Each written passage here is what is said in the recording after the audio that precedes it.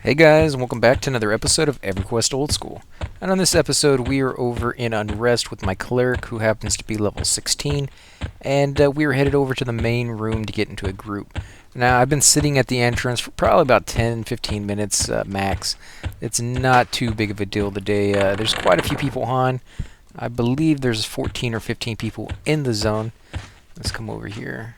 Here we are.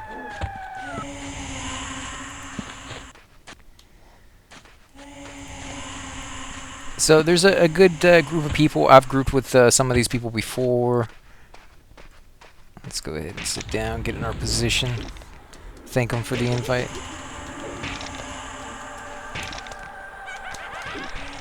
Let's see, so we got a ranger, it looks like, with Inglewood. And if I hit F9, I can change my view and see a little bit more. So let's see, we got a ranger. Not sure what Eidolon is. He could be a Shadow Knight, human maybe. That's kind of what he looks like he is. As far as Karod goes, he looks like another Cleric. And of course I could always just do a who-all on all these people and see what they have. Have two Clerics, so line up some DD spells. I already got some set up, so let's see who we got.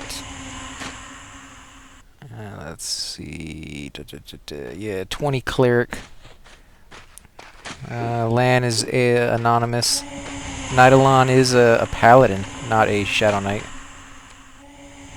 Inglewood is a rogue. So yeah, we got a pretty good group here. And since he's going to be doing the healing, I'm going to go ahead and use my Expulse Undead, which, if it doesn't get resisted on that one, it did. But if it doesn't get resisted, it does something like 88 or 99 points of damage. Oh, great. You resist, and I get the aggro. Let's go ahead and sit back down. This fight, we're not going to be able to do very much. Now, remember, with these ghouls and any of the creatures that are on the second level, nobody's even healing, so I guess I'll go ahead and toss one.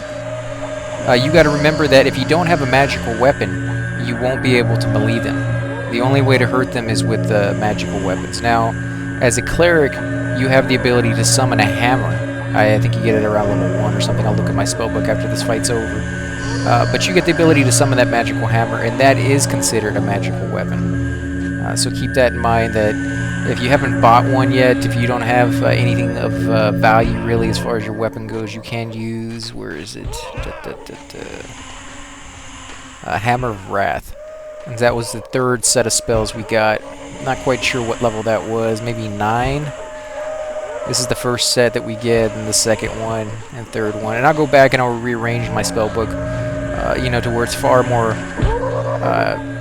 efficient. Later on in the game, you're going to want to be able to switch spells back and forth pretty quickly during fights. Not just after fights, but during fights. And I don't really have mine set up that way just yet. It hasn't really come into play. I guess I could be taking advantage of it and doing buffs and some things of that sort, especially when we start getting into like resist and cures and stuff.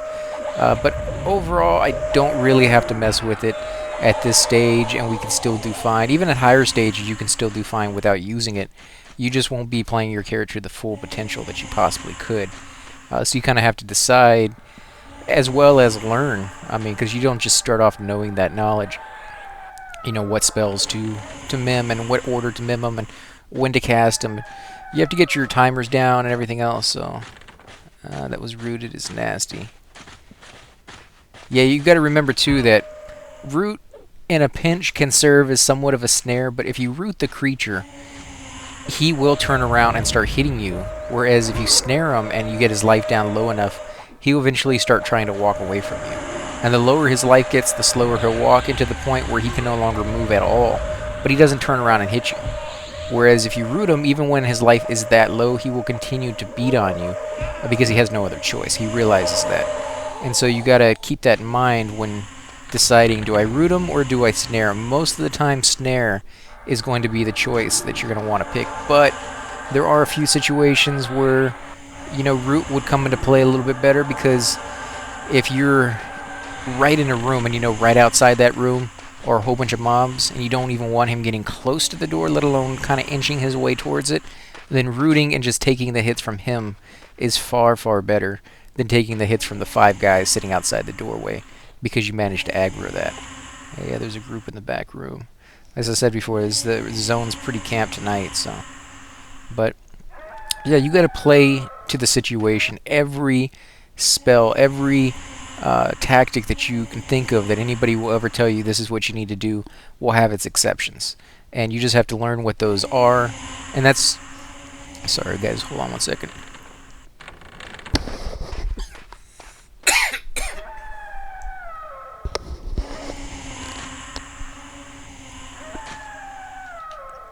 I'm trying to fight back a cold here. Probably should have waited on doing the videos, but I didn't want to fall behind too much on Everquest ones. It's my main series that I've been doing since I started my channel. And I've kind of fallen behind on some of the other ones like Path of Exile. I haven't done one in about a week now because of the cold, but I didn't want to let that happen with this one. So I apologize if I have to cough. I'll go ahead and pause it, you know, so you guys don't have to hear that. I hope it wasn't too loud that first time. I might have to go in there and edit that out, but yeah, every situation has its good sides and its downsides, and you kind of have to learn as you play through the game what those are. I just keep getting resistant with the ones they're pulling. I'm not very good here. I'd probably be doing better just healing than I will be attacking and let Karad use his attack.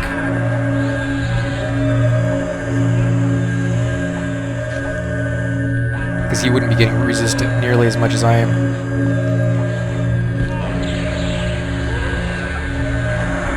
But I was in a group in here last night, and we had somebody come power level us, basically. He was part of our group for a while, and then, man, he's getting hit hard. And then he had to log to go do something in real life, and when he came back as this high level wizard. And basically, crap. There we go. Interrupt my spell. You can always hit the I think it's the delete key to duck. Used to be the D key to do that, but I think it's default is the delete key now. But yeah, he took us upstairs actually, and the problem with that was we had a druid, a shaman, an enchanter, plus me, and then we had a paladin. And the paladin we had, I mean, no offense to him, but he wasn't very good at tanking. He didn't have, you know, whatever it was that he was missing. He did get a level while we were there, and his tanking seemed to go back from, you know, really, really bad to about decent. So maybe it was just his level. Maybe he was just way too low to be fighting the creatures. And that does play a pretty big role for a tank. You know, you may have the greatest armor in the world, and if you're fighting a creature that's just way, way, way too high for you, you're just going to get hit incredibly hard. Now, the better the armor you have, you can make up for the level difference. So if he had really good armor, it wouldn't have affected him that much. We probably wouldn't even have noticed it. But he didn't really have the greatest armor. I think he was just wearing bronze, which is good, but it's not as great as like a twink would be, you know, in that situation. So, and then we got a twink paladin come in right after him, and you know, he was doing incredibly well. Plus, the other guy didn't really know the zone that well, and so his pulling was really, really bad in the sense that when he actually did pull, which he didn't do very often, which is a shame because he was our pooler. So basically we're just sitting there waiting for him to leave the room and go get something, and he wouldn't do anything. Sure, I guess we could. Let me tell him what my power range is right now. If everybody is here, should be fine, I would think. Yeah, barbone skeleton's pretty nasty of a fight for the people who are in this room. If you're upstairs, I mean, that's not a big deal, but for people who fight them down here, that's going to be an issue. Go ahead and toss in the heal. And I'll change my view back to the original. That way I can see the fight.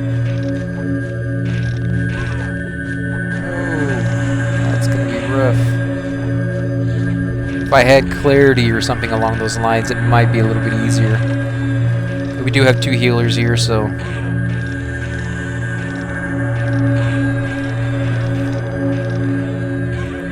heal. my power so quickly.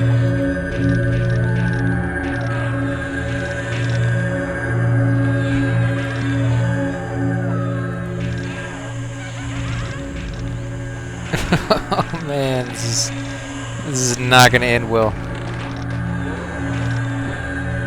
But yeah, they took us upstairs with his wizard. He used some kind of spell that was cool looking, and it really kept the aggro. We never really ever had to worry about getting hit. But most of us couldn't hit the guy to save our lives. I mean, all we really had was our spells, and our spells wouldn't take because they were so high compared to what we were.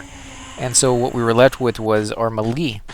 And you got to remember, you have a shaman who can do, you know, somewhat decent melee sometimes. You know, they have a far better melee than, say, a cleric or a druid or a enchanter, which is exactly what we had as the other classes. And out of the 5 people we had, 2 of us didn't have a magic weapon, including myself. So it wasn't even a full group hitting him with the melee. So each one of the fights he was bringing to us that were like 10, 15 levels higher than what we were, we couldn't really kill within a decent amount of time. It took us like 10 minutes to kill it, trying to melee it. And that's with, you know, all the people we had just sitting there basically, you know, paper cutting it to death. And it was just ridiculous. But every kill was giving us like 3.5% experience points for each kill, which made up for the slow killing. But it was really boring. You know, everybody agreed. We were actually in Skype talking, and everybody agreed that it was pretty boring doing that because, one, there's no challenge. You don't ever have to worry about dying because he has aggro, and he's keeping aggro. He pulls it, he casts the spell on it, and that's it. He can just stand there for the next 20 minutes and let us kill it. And yet, without that challenge, without that constant nagging sensation that, oh, if I mess this fight up or I pull something bad with a bad pull, you know, we can all die. That adds a little bit of excitement to it. And plus, you playing your class, knowing what your job is and doing that job is enjoyable. And yet, when you take all of that away and make somebody else the tank that can't possibly get hurt and can't possibly lose aggro, and you can't possibly use any of the spells that you've worked so hard to get because it's so high, and all you're left with is to stand there and hit the melee button and then basically, you know, go make yourself a sandwich for 10 minutes. It's really incredibly destructive to the game, I think, because we were there for, I think, like 3 hours in that group hunting down here in this room before he showed back up, and after he showed up, I think we got close to about the same amount of experience points that we got in that 3 hours and about 35 minutes. So yeah, we did make more experience, but at the end of the 35 minutes, we all just left. We all were like, okay, we're going to camp. Partly because we were tired, but on the other side, I think it was because when you go through a long stretch that's just not that interesting, it's hard to be motivated to stay. And yet, while we were in this group and we were doing really well, and it was interesting, we'd get bad pulls every so often, save ourselves, and we're like, whew, we finally made it through that, or something would happen, a train came out from outside or something like that. We were like, okay, let's stay. You know, we're making good experience here. Not great. It's not fantastic like it was up there, but at the same token, it's not bad. It was good compared to soloing. And it's interesting. And that keeps your interest into the game and wants you, or makes you want to go just one more level, just one more kill. Whereas what we were doing last night kind of made me just say, well, just one more minute and then I'm leaving. You know, I mean, it wasn't enjoyable in any sense of the word. I'm probably just repeating myself here, but I just kind of wanted to get that out there. Is if you have the chance to do power leveling and you've played the game before, you know, if you've played that class, because I wouldn't suggest power leveling. I wouldn't even suggest tweaking unless you've played that class before, because there's so much stuff you're going to miss if you level too quickly. This is one of those games where you got to get your fundamentals down early in the game. And once you get that down, once you learn how the character reacts in certain situations at a low level where you can afford to make those mistakes, then as you go through the higher levels, you're just adding on to that base of understanding that you already have. And if you bypass that by going too quickly, you're going to miss out on all the fundamentals, and you're just going to be confused about your class for so long, unless you have somebody there to teach you, you know, how to play your class. But being taught how to play your class and understanding why you play that class that way will allow you to change your play style in the future based off of your own, tactics and strengths and weaknesses and stuff like that. Whereas if somebody tells you this is just the way it is, then whether you want to try a different style or not, chances are you won't. You'll stick with what they have because you don't know why you're playing it that way. You just know that this is the best method that somebody told you.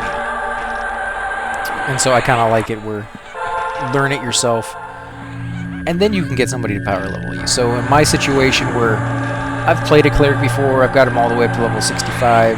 I know clerics at different stages of the game play different ways, and I'm fine with that. So if I was to be tweaked or power leveled a little bit like we were last night, just a small amount, I'm fine with that because I'm not missing out on any of the learning. I mean, yeah, I do got to relearn a lot of this stuff because it's been so long, but it comes back pretty quickly. Like this zone, as I was going through it, I was like, oh, okay, now I recognize the top floor. I didn't recognize the bottom floor as much because when I came here a long time ago, I never spent any time on the bottom floor. I always spent it on the top because I came here a little bit later. I think I was like level 25 or something like that. And by that point, there's really nothing on the bottom floor that will give you experience or good experience. And so I never really spent any time there. But as I get further and further up, I'm like, okay, I recognize this room, I recognize this room. Oh, there's a bad guy, there's a name guy right around the door. There's several names, not several, there's a couple, I should say, names upstairs that we will eventually get into groups with, and I'll show you all that stuff as times go on. That other group is like right on top of us. Could we go upstairs? It's risky. Having a chanter coming to give us all clarity. Sweet. Oh, look at her! Look at the name, Winley Breeze By. Almost like a drive-by.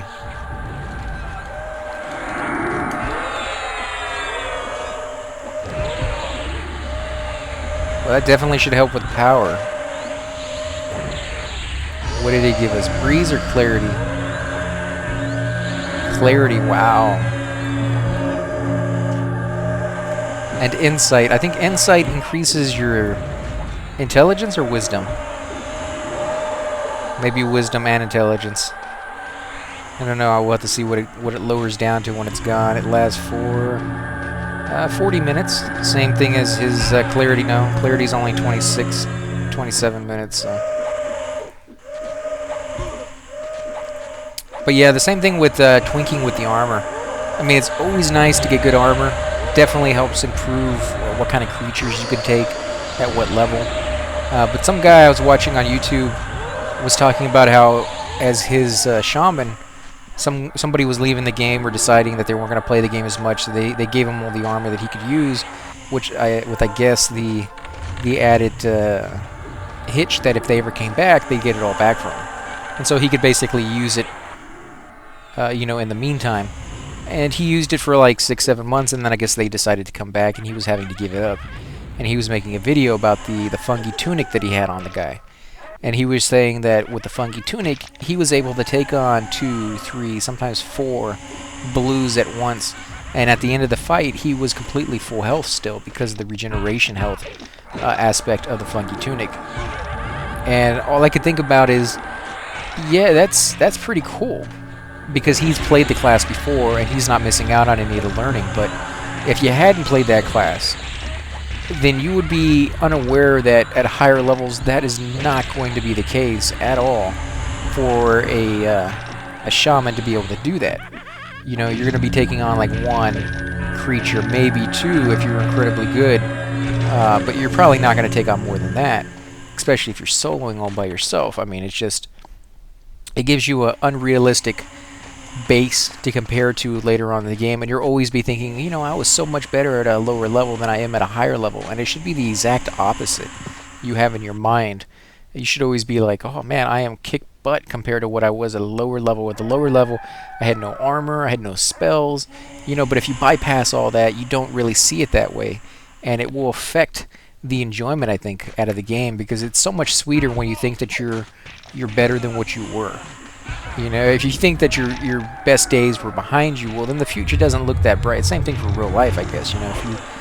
If you're obsessed with your college days, your high school days, or something like that, and you see that as like the highlight of your life, then the days that coming ahead is not very, looking good to you. It's going to be something that you're going to dread almost.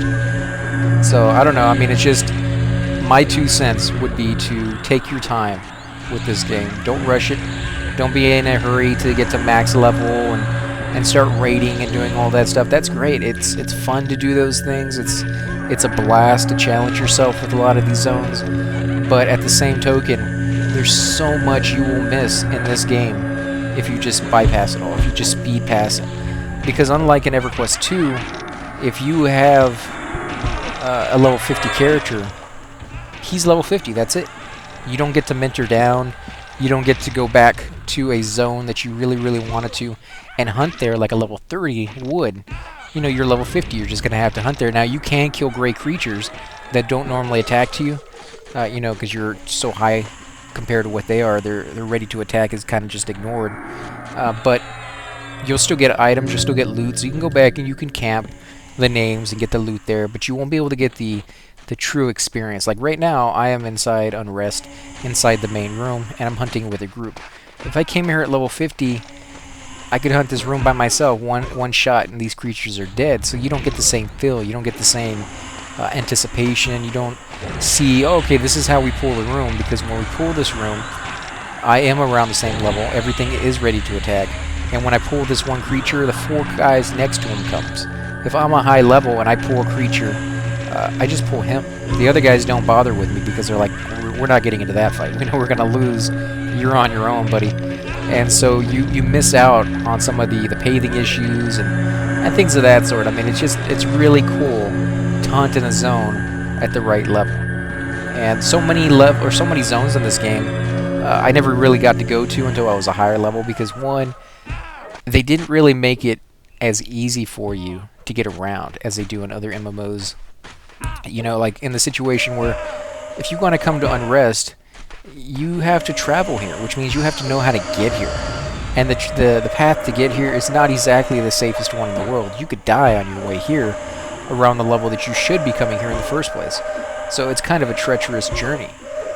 So a lot of people may not make that journey, especially if they don't know how to get here. I mean, it wasn't like there's maps that you could just look at and be like, okay, I take it down this way and I follow the shore and boom, there it is.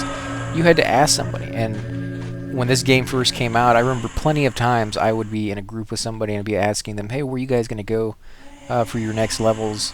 What dungeon are you going to go to? And I'd always ask around the about 3-4 levels before I got to whatever the max is, so that I could get a lot of opinions, a lot of different people's ideas of where they're going. And then I would pick the one that sounded like it was easier to get to, had better experience, had good loot, and then the most people would go to.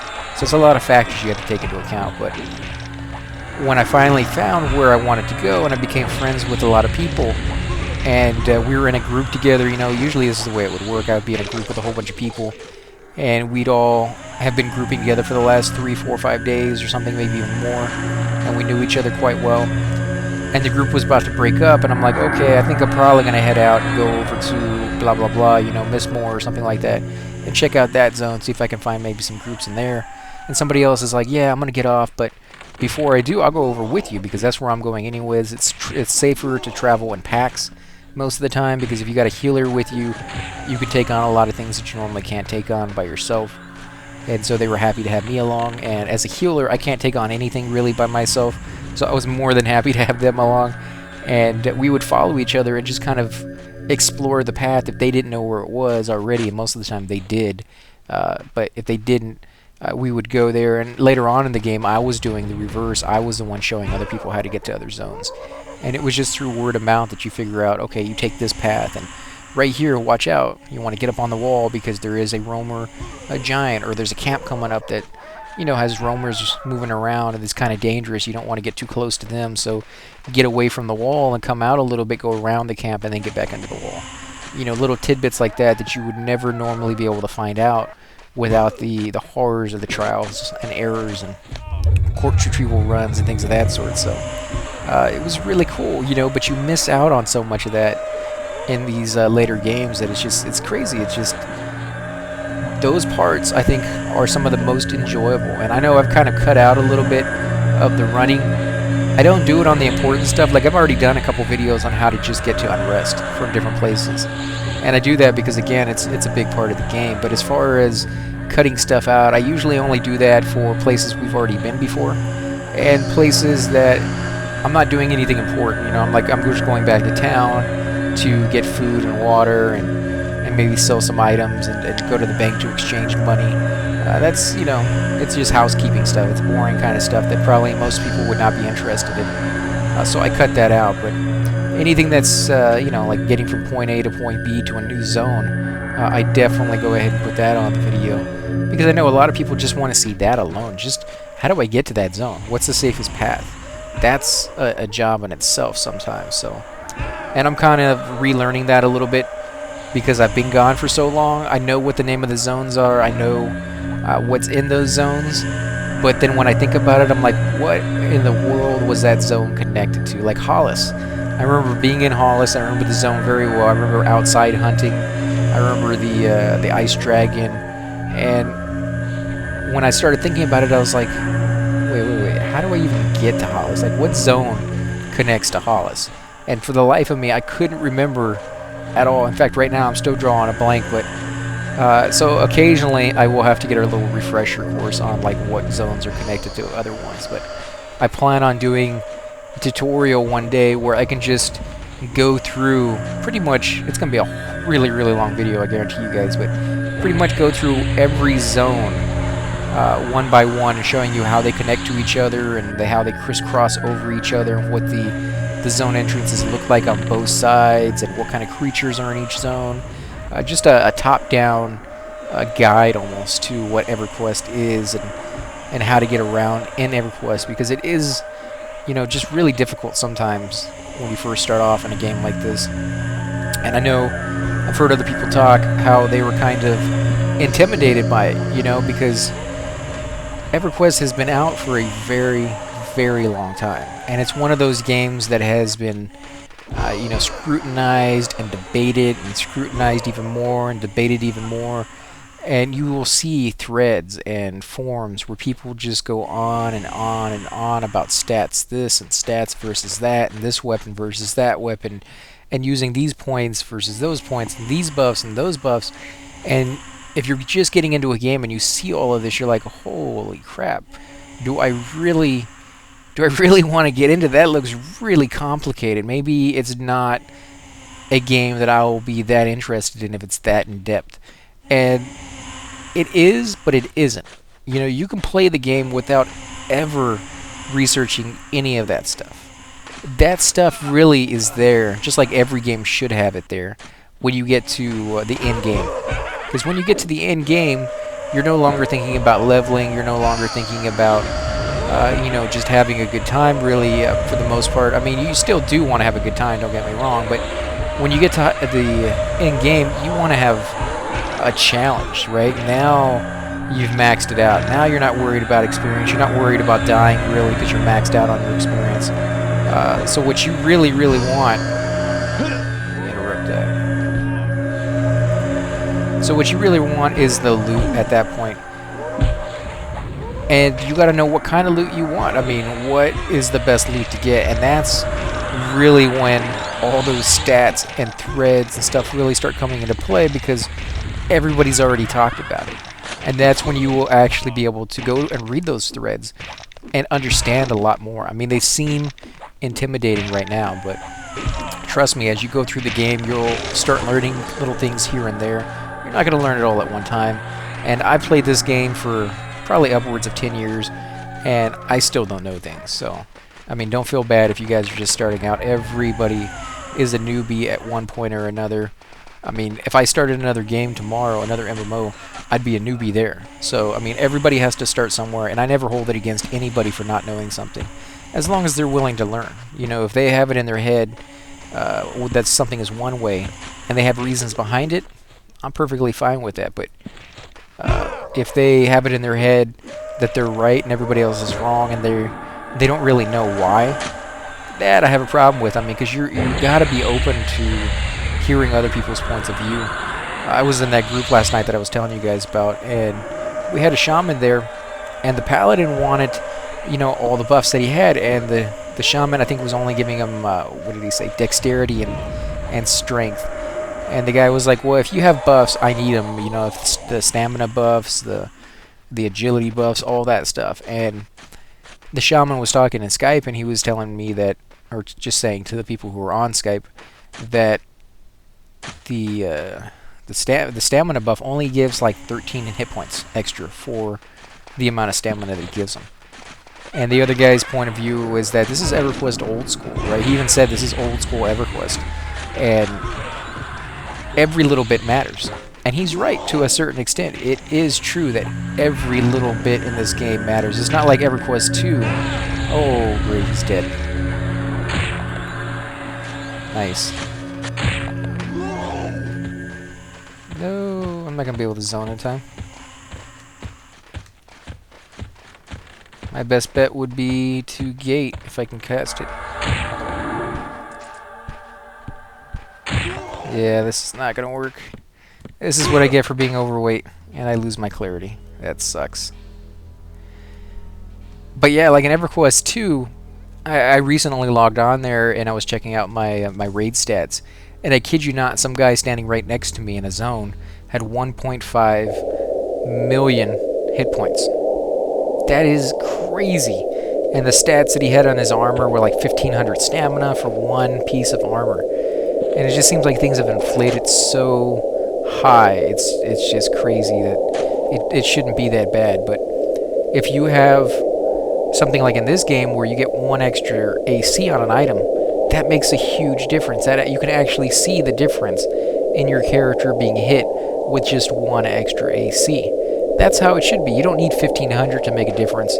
It should be that you only have that extra one, and you get, you know, a really big difference. If that's what you want a big difference for 2 AC or 3 AC, that's fine. But you know, 1,500 just seems like inflation. Just you know, like the peso.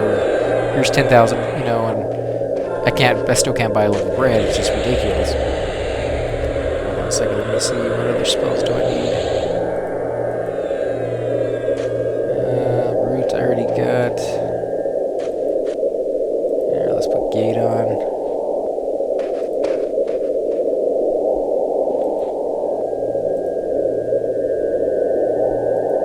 Minor healing back on. Haven't even really had a chance to use the lower level heal spells since I started equipping them, but I know at higher levels I will use the lower level ones eventually, so I like to have them in their place so that I can get used to having them on the board like that. But again, at higher levels I'll go through and start demon ringing and miming spells in fights as they're needed. So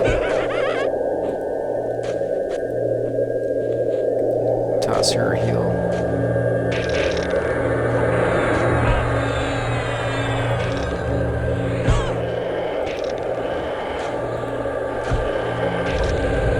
I don't want her to die out here. I don't know what she is, but oh great, I'm out of here.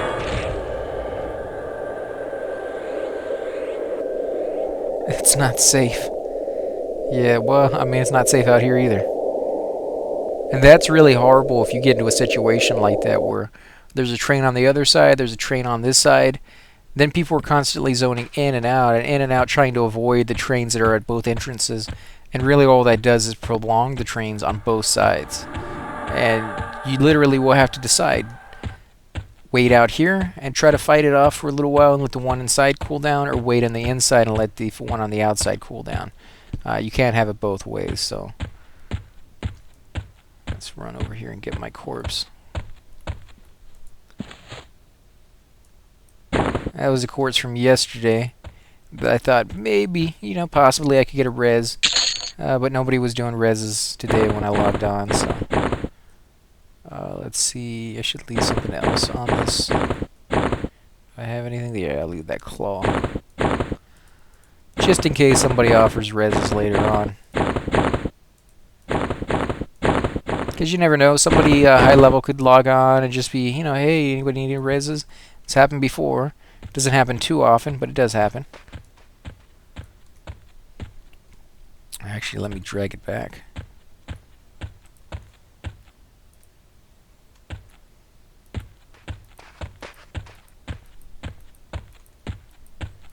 This is usually where the clerics will sit to do reses, so if you want to, you know, be in that group when they do show up, drag it over here, that way they don't have to come to you. I mean, it's just a nice thing to do for the cleric. He's already taking time to do things for you. You know, the heal, or not the heal, but the res and the power that he has to use. Have to get ready for dinner shortly, so I think I'm going to go head out. Anyone want to be group leader? So this might be the end of the group here. Let's go back into the room, see if anybody's in there with us.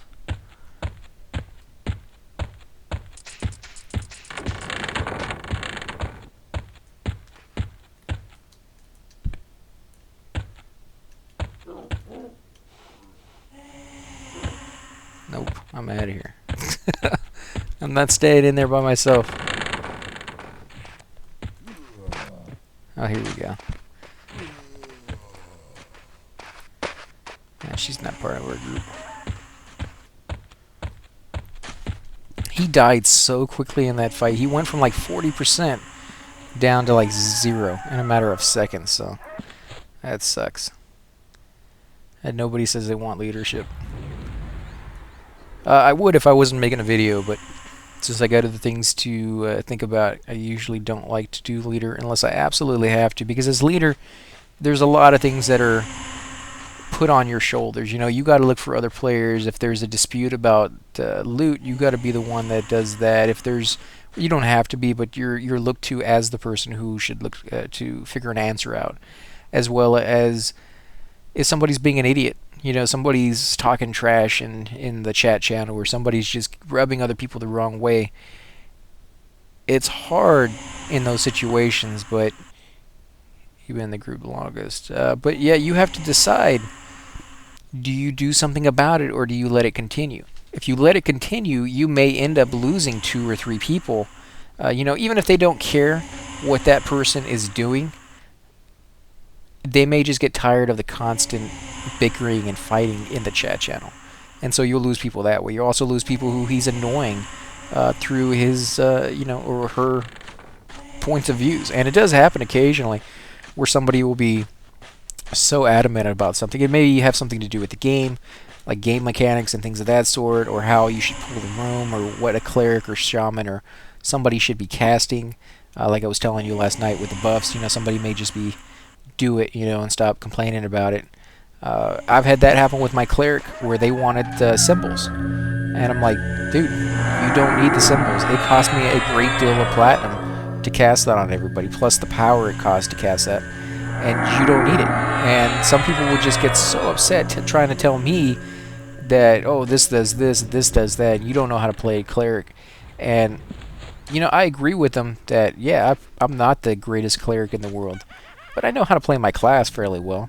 And I know in what situations that symbols is a necessity and which ones they are a luxury. And if you're in just a regular group and you're short on cash, because being an economic-based character that we all are, that gets translated into the gameplay. I mean, yeah, it would be great if I was super rich and never had to worry about... Oh, wait, he just got summoned, huh? Yeah, it'd be great if I was super rich and never had to worry about platinum being a concern and whether I should cast that or not, and just being power alone. Because if it was, chances are I would cast that on everybody. It's such a cool spell. It does a lot of hit points. But that's not the way it is. It is a factor in whether I should cast the spell or not. And in a group where we're doing perfectly fine without it, the only person who absolutely needs it is the tank. Beyond that, it's a luxury. It's a luxury for the enchanter to have. It's a luxury for the druid to have. It's a luxury for me to have. But some people just don't take that no for an answer, and they get very, very, very upset when you tell them differently and you know, disagree with them, and they just go on and on and on to the point where you don't even want to be in the group anymore. I mean, it's not that you feel that they're right, because you don't. Even after all the times I was told about that from several different people. There's other groups where I'd get into, and everybody would agree with me that, yeah, that's the way you do it. You know, even raiding groups would agree that if it's just a regular group and you're doing fine, there's no necessarily having a huge reason why they should have it. So it's just a safety net that they don't need as long as you have power. But it just makes a very ugly group. And so if you're the leader, you have to decide somewhere down the road is, hey, that's the end of it. You know, you say it in chat channel, end of conversation, pick something else, stop talking about it. And sometimes they'll do it, and sometimes they won't. And if they don't, then you have to make another decision. Do you kick them out of the group, or do you let them stay in? Are you going to lose more people if you don't kick them out? Because yeah, it can be rough if you're down to like 4 people and you have to kick somebody out. Now you're down to 3 people, but if you don't kick him out, will you be down to like 1 person in a minute because everybody's going to leave? So, I don't know, it's just you have to decide a whole lot as a leader. There's a lot on your shoulders. And unless you're up for that, unless you're willing to spend a little bit more time away from what you normally concentrate on to do that, then you probably don't want to volunteer to be the leader. Although there's plenty of times where you get into a group and quite literally all you did was invite everybody, and that's it. You never ever have to do anything else. Loot is already taken care of. You know, the group works very smoothly together, and it's just a very enjoyable time of you playing your class and everybody else is playing their class, and people are talking back and forth and getting along with one another. So I don't want to make it sound like it's a chore, because it's not always a chore, but it can be. I mean, it can be quite extensive, and it's kind of good experience though, because when you go through it as a leader, you can see what that's like for somebody else. And I can always tell the people who are grateful for somebody being a leader by the way they act. You know, they try to take off as much, you know, pressure off of somebody else's shoulders when they see it starting to build up. You know, there's some groups who want to do a rotation on loot. And so somebody has to remember whose turn it is and call it out and keep track of who's looting what, especially if they want a rotation on just certain items. Like in Crushbone, when the belts dropped off of the orcs, they like the rotation on it, as you saw in a lot of my videos. And somebody has to keep track of that. And I've in plenty of the groups where I was leader, somebody would be like, okay, I'll handle that. You know, it wasn't that they were trying to be greedy, they were trying to take a little bit of load off of me. Because at the same time, most of the time in that zone, I was looking for 2 or 1 other player to join our groups. I was constantly, you know, scanning the channels, doing who-alls to see who was looking for groups nearby, you know, things of that sort. So I wasn't just sitting there doing nothing. So they knew that I had other stuff on my plate, and plus I had the healing to boot. You know, I mean, it's not like just because you're leader, you stop playing your class. If you're a Shadow Knight and you're the leader, you still have to go out and pull. You still have to reply to tells and inquiries about joining your group, and you still have to look for people, but you're still having to do your main job. And doing that job alone can be pretty daunting in certain zones. So I would kind of, maybe, in my opinion, suggest that if you're a tank or a pooler for sure, not to be the leader. Because it's incredibly difficult to look for other players and reply to other players while you're pooling. Pooling is a hard enough job. That's like almost a 24/7 job right there in its own. You know, because as I said before with my Paladin, when I get into that pooler frame of mind, and you guys have probably seen it several times in some of my videos, I never stop moving. You know, I'm always pooling. Whether anything is up or not, I'm always making the rounds back and forth, trying to find something that I can pull. And if they're not spawning fast enough in the place that I'm at, I'll get antsy, and I'll actually go further and further and further away from my group, to the point of I may barely make it back in time without dying with the creatures that I've got. Oh, great. Nice.